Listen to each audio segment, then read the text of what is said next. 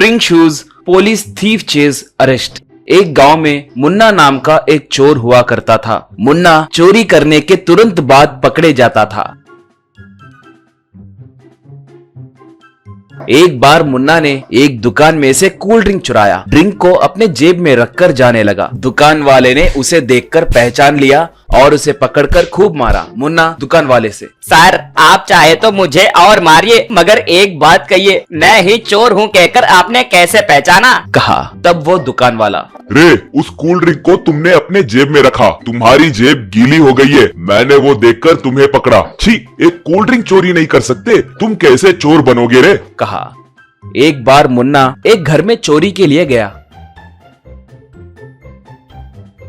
और सामान चोरी किया, मगर दीवार कूदने से पहले वहां के कुत्ते ने उसे पकड़ लिया। ऐसे मुन्ना कई बार चोरी करते हुए पकड़े गया।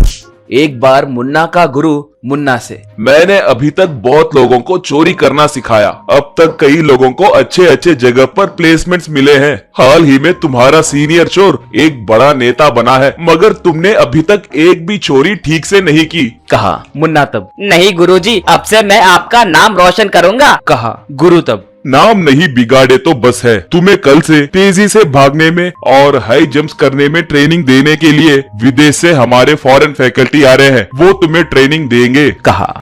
ऐसे विदेश से ट्रेनर्स आकर मुन्ना को तेजी से कैसे भागना है, हाई जंप कैसे करना है, ये सब सिखाते हैं। मुन्ना दिन रात बहुत मेहनत करके हाई जंप, रनिंग सीखता है। आखिर में मुन्ना अच्छे से ट्रेन होता है। मुन्ना फिर से चोरी करना शुरू करता है, मगर इस बार मुन्ना किसी के हाथ नहीं लगता, उसे कोई पकड़ नहीं पाता। पुलिस वाले उसे पकड़ने की कोशिश करते तो मुन्ना सिर्फ एक ही छलांग मारकर घर पे चढ़ जाता था। कभी कभी बड़े बड़े खंबे और पेड़ भी बहुत आसानी से चढ़ जाता था। उसे देखकर पुलिस वाले आश्चर्य में पड़ जाते थे।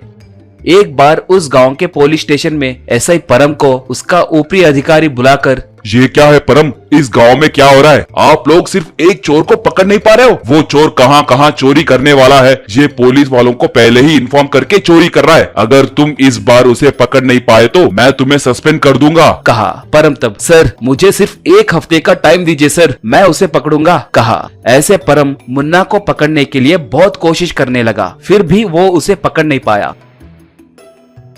एक बार एक साइंटिस्ट परम के पास आया। परम, बोलिए सर, कंप्लेंट क्या है, कहकर पूछा। साइंटिस्ट तब, मैं कंप्लेंट करने नहीं आया सर, मदद करने आया हूँ। कहा। परम तब, आप क्या कह रहे हैं सर? कहा। साइंटिस्ट, सच है सर, मैं आपकी मदद करने के लिए ही आया हूँ। याद है पिछले साल मेरे लैब में से एक फ्रिज गायब हुआ है कहकर मैंने कंप्लेंट दिया था। आप सिर्फ एक ही दिन में उस चोर को पकड़े थे। उस फ्रिज में बहुत कीमती केमिकल्स थे। उस चोर को पकड़कर आपने मेरी बहुत बड़ी मदद की, इसलिए अब मैं आपकी मदद करना चाहता हूँ। हाल ही में मुझे पता चला कि आप एक चोर को पकड़ने के लिए बहुत कोशिश कर रहे हैं। उस चोर को पकड़ने में मैं आपकी मदद कर सकता हूँ। कहा। परम तब, आप क्या मदद करेंगे? पूछा। साइंटिस्ट जूते दिखाते हुए, देखिए ये स्प्रिंग शूज हैं, इन्हें पहने तो आप कितनी भी ऊंचाई तक आसानी से छलांग लगा सकते हैं। कहा।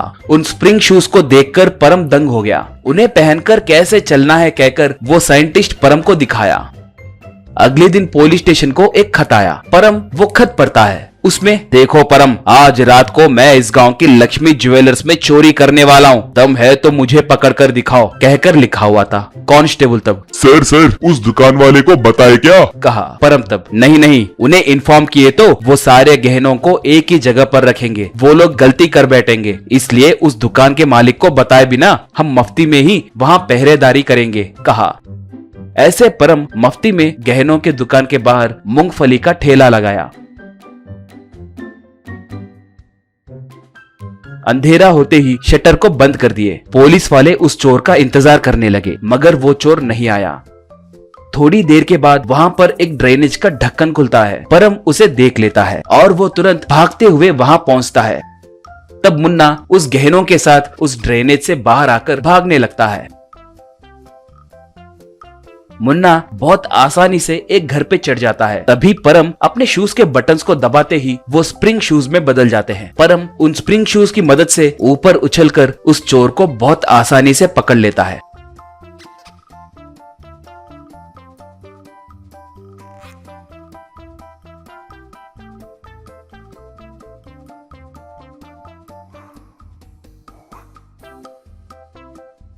बाद में उसे जेल में डालकर पीटते हैं।